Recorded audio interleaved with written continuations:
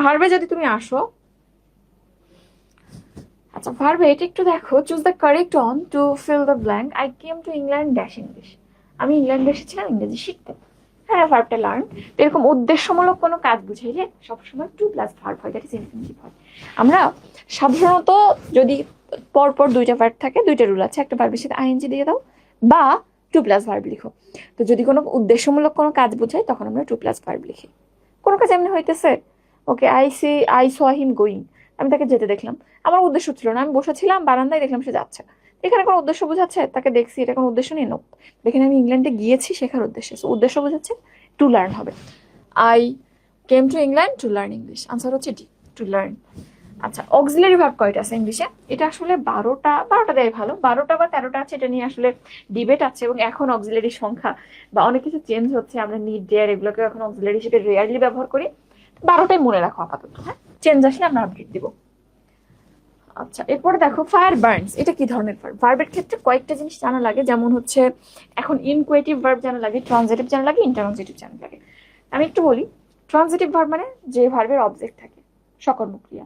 Intransitive মানে যার object নেই, অকর্মক ক্রিয়া।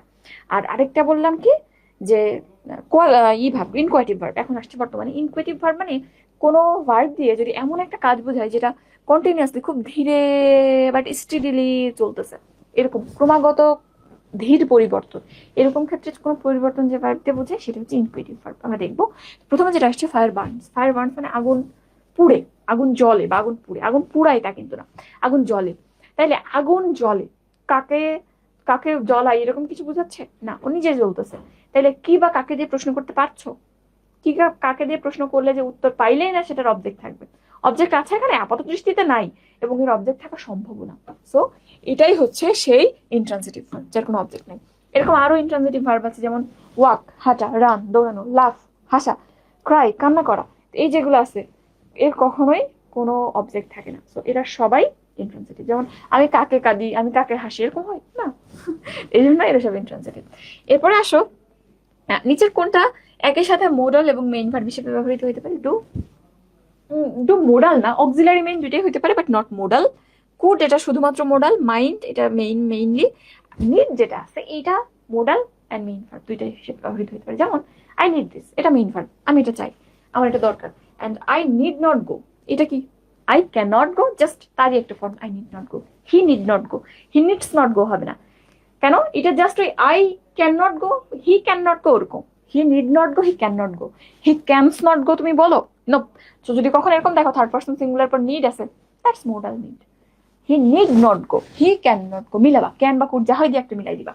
তাহলে এই নিডটাই হচ্ছে বোথ, যেটা মোডাল এবং মেইন দুই ভার্ব হিসেবে ব্যবহৃত হয়। আচ্ছা, এখন আসো ফাদার লাভস মি, এটা কি হবে? কি ভার্ব? ট্রানজিটিভ না ইন্ট্রানজিটিভ? চোখ বন্ধ করে এটা ট্রানজিটিভ, কারণ কাকে ভালোবাসে? আমাকে। এই যে আমি অবজেক্ট, এবং কি বা কাকে দিয়ে প্রশ্ন করলে উত্তর পাচ্ছি কাকে ভালোবাসে ভাবো, আমাকে ভালোবাসে। কি ভালোবাসে? ফুল ভালোবাসে। তাহলে এটা ট্রানজিটিভ ভার্ব, এই যে ডি। আচ্ছা, এরপর আরেকটা জিনিস দেখো, we want to take legal action against the hoodlum. তো এখানে আমরা বলতেছি আমরা লিগাল অ্যাকশন নিতে চাই। তাইলে যে দুইটা ভার্ব পরপর আসলে বললাম টু প্লাস ভার্ব পরের ভার্বটার সাথে হয়। এই যে পরের টু প্লাস ভার্ব ফর্মেটটাকে আমরা কি বলি? ইনফিনিটিভ। তো এই পুরো ভার্বটা টু প্লাস ভার্ব পুরো পোর্শনটা হচ্ছে ইনফিনিটিভ, এন্ড এই টুটাকে বলা হয় ইনফিনিটিভ মার্কার। বুঝছো? টুটা তাইলে কি এখানে ইনফিনিটিভ মার্কার। টু দুই রকম হয়, একটা প্রিপোজিশন টু আর একটা ইনফিনিটিভ মার্কার টু। যেমন I am waiting with a view to, with a view to কি বলা যায়?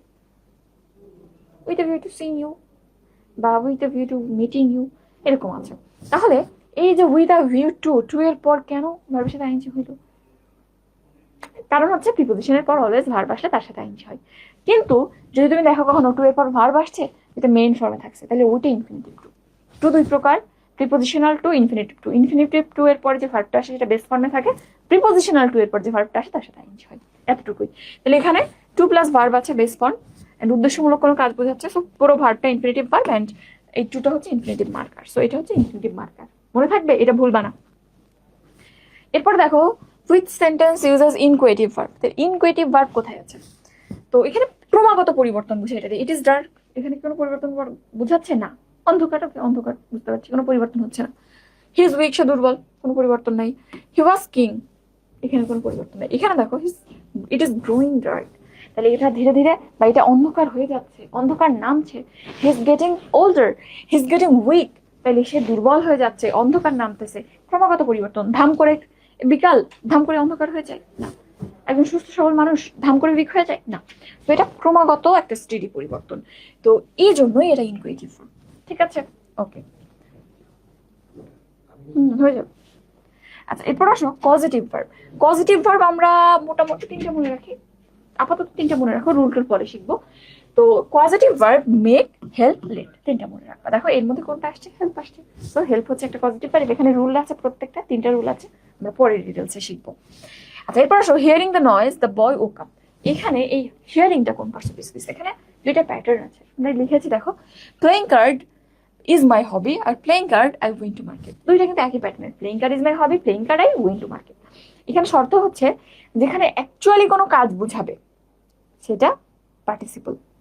কারণ আমরা জানি পার্টিসিপল শুধু কিন্তু অ্যাডজেক্টিভ না, পার্টিসিপল প্রিপোজিশন হিসেবে ব্যবহৃত হতে পারে, ভার্ব হিসেবে ব্যবহৃত হতে পারে, সবকিছু হিসেবে ব্যবহৃত হতে পারে। যেখানে অ্যাকচুয়াল কাজ বুঝাবে সেটা পার্টিসিপল, কাজ না বুঝাইলে মানে কাজ করা হয় নাই বাট এমনি একটা কাজের কথা বলতেছি সেটা হচ্ছে জেনারেল। যেমন দেখো, প্লেইং কার্ড ইজ মাই হবি, আমি বলতেছি যে তাস খেলা বা কার্ড খেলা আমার শখ। এখানে কি বোঝাচ্ছে যে তুমি এই সেন্টেন্সটার মধ্যে কোনো কাজ করেছো, খেলেছো এর মধ্যে? না, জাস্ট আমার শখটাই বলতেছি, না খেলতে দেয় না, কি করবো। কিন্তু পরেরটাই দেখো, কার্ড খেলে আমি বাজারে গেলাম, এখানে কিন্তু আমি খেলেছি, তার প্রমাণ আছে, তাই না?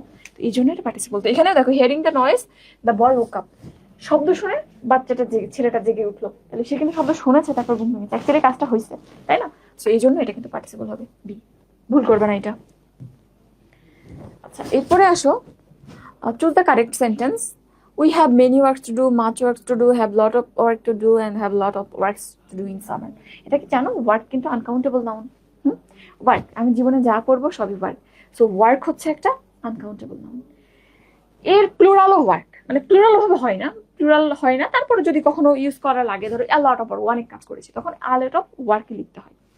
এটা গেল। এখন ওয়ার্কস বলে আরেকটা শব্দ আছে। ওয়ার্কস তাহলে কি, যদি প্লুরাল না থাকে? তো ওয়ার্কস বলতে আসলে সাহিত্যকর্ম বোঝায়, কোনো কাজ বোঝায় না। তাহলে ওয়ার্ক, ওয়ার্ক মিনস কাজ, প্লুরাল নাই, ওয়ার্কস মিন সাহিত্যকর্ম, এতটুকু মনে রাখবা। তো এখানে যদি অপশন দেখো, আরেকটা জিনিস একটু বলি, আরেকটা জিনিস হচ্ছে প্লুরাল হবে না যেহেতু আনকাউন্টেবল। আরেকটা জিনিস আমরা বলেছিলাম, মোর, এটা কাউন্টেবল এর ক্ষেত্রে বসে, মাচ আনকাউন্টেবল এর ক্ষেত্রে বসে, আর আ লট অফ প্রয়োজন ভেদে কাউন্টেবল আনকাউন্টেবল সবার সাথে বসে। এখন অপশন দেখো, we have many works to do in summer, works হবে না, প্রথমেই ভুল, এবং এখানে মেনি বসানো যাবে না, ও uncountable. We have much works to do, much ঠিক আছে, বাট ওয়ার্কস প্লুরাল করে দিছি যে, হয় নাই। We have a lot of work to do, a lot of সবার সাথে বসে ইটস ওকে, এন্ড এটা সিঙ্গুলার আছে, তাহলে দুই দিক থেকে ঠিক আছে। ও দুইটার সাথেই বসে, তো আনকাউন্টেবল দিছো, ইটস ওকে, এটা সিঙ্গুলার আছে তাও ওকে, তাহলে এটাই সঠিক। আর পরেরটা যদি দেখো, এখানে আবার ওয়ার্কস দিয়েছে, সো আনসার ইজ সি। বুঝছো আমার রুলটা? আশা করি বুঝেছো। আচ্ছা, এরপর এটা একটু দেখো, walking is a good exercise. এটা আসলে জেরান্ড চেনার কয়েকটা নিয়ম আছে। নাউন তুমি যেভাবে চিনবা, জেরান্ড একইভাবে চিনবা, সাবজেক্টের জায়গায় অবজেক্টের জায়গায়, দা ডেল যে শপের মাঝখানে, আবার এডিপির পর সিঙ্গেল ওয়ার্ড, এইভাবে। তাহলে এটা হচ্ছে নাউনের জায়গায় আছে, হয় নাউন, নাউনের জায়গায়, সরি, সাবজেক্টের জায়গায় আছে, সাবজেক্টের জায়গায় কি কি বসে? ইদার নাউন আর প্রোনাউন। এটা কি প্রোনাউন? না, তাহলে চোখ বন্ধ করে এটা noun, that is gerund. Noun gerund দুইটাই আছে, কি করবো আমরা? জেরান্ড থাকবো, কারণ আমরা স্পেসিফাই করে ভেতরে জানতে যাচ্ছি, বুঝছো? বাট আশা করি এরকম অপশন দিবে না। ওকে, আর পরেরটা দেখো, he gave up dash football when he got married. কি হবে? Playing, of playing, to play, নাকি প্লে? আমরা বলেছিলাম প্রিপোজিশনের পর যদি কখনো কোনো ভার্ব আসে, অফকোর্স তার সাথে আইএনজি দিবা, কারণ প্রিপোজিশনের পর শুধুমাত্র নাউন এবং প্রোনাউন বসে। প্রিপোজিশনের পর কি বসে প্রশ্ন আসবে? কেবলমাত্র নাউন এবং প্রোনাউন বসে। পরে ভার্ব দিয়ে দিচ্ছে, সেটা কি হবে না? তো আইএনজি যোগ করে দাও, তাহলে ওটা জেরান্ড হয়ে যাবে, দ্যাট ইজ নাউন হয়ে যাবে। এই জন্য আমরা প্রিপোজিশনের পর কোনো ভার্ব আসলে আইএনজি যোগ করি। যেখানে আনসার হচ্ছে সি।